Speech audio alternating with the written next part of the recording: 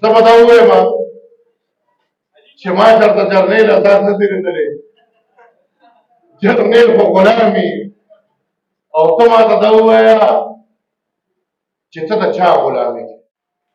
دې جرنیل ته دې واضح چې زه د باچا خان کړوسی یم، د ولي خان مسیح یم. موږ د انګریزانو جرنیلان نه دي منلي، د پاکستان جرنیلان نه دي منلي. پښتو به د هغې وخت ولې وه چې زموږ د پنجاب نه یو جرنیل درغلی او دغلته یې چیس کړی او تاسو له یې فیصلې. په دې سکرین مې یو جرنیل لیدلو، زه زما نوم یې هلکه د بلا بچیا.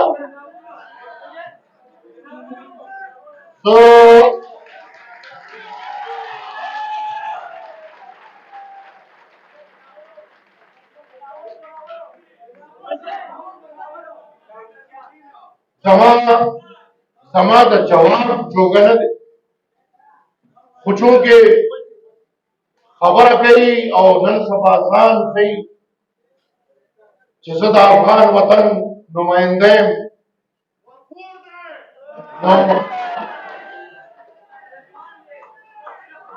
یاره ما ته به یې پرېږدئ.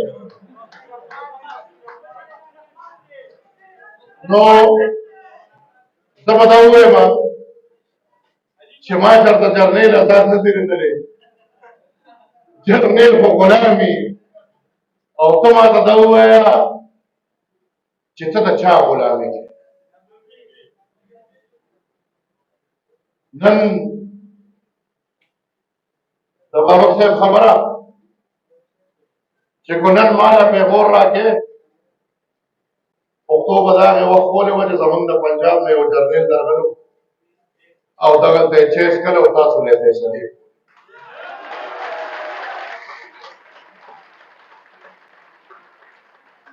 نو بیا دا وضاحت وکړه چې 2 میاشتې ستا حکومت نه جوړېدو، نو آیا دا حکومت درته هماغه جرنیل جوړ کړی دی او که نه دی جوړ؟ او نمبر 2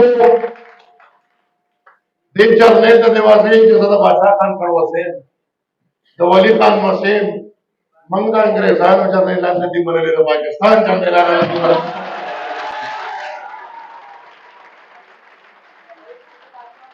او دا یې رامخکې کړی دی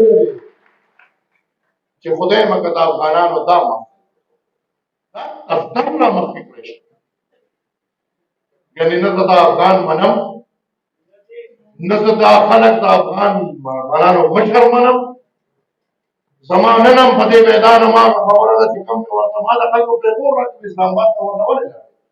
هلکه ما مې تلو ته مه ګوره، د ظالم بچو په دې عمر مې ته ایمان تېر کړي چې مخامخ مې ورته اګر سوي دي چې کوم په دې ټولو کې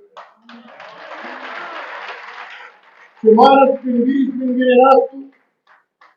یو زما ډېر دروند مشر دی د بلوچستان، هغه ورته وایي چې صاحب زه ستا وزیر خارجه یم په پاکستان.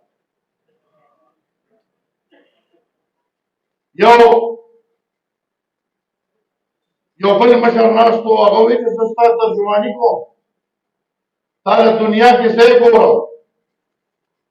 نو په دغې سپین ږیرو کې یو زه ږیره خو مې سپینه د رنګ منګ ورکو، خو هغومره به نه یو زه الحمدلله چې ورته کېناستم چې ما ورته ویې صاحبه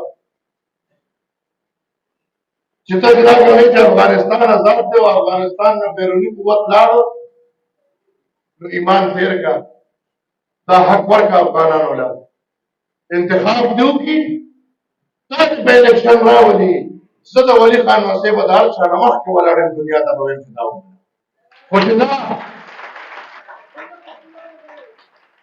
خو چې نه د افغان ولس په اوښ نه راځي، د افغان ولس په همدردۍ نه راځي، د امریکې او د نورو فوجونو په غلامۍ راځي او د ټوپک په زور راځي.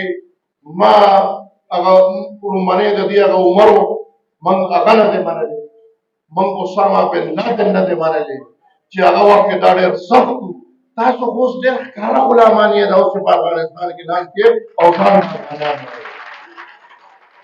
او راغونډوم یې په دې چې که ما نه ته دا پیغور راکړې چې ته به راځې او سپینه جنډه به په دې خاوره لګوې. نو زه هغه یوې خو ورته جواب ورکړی دی تاسو راوړه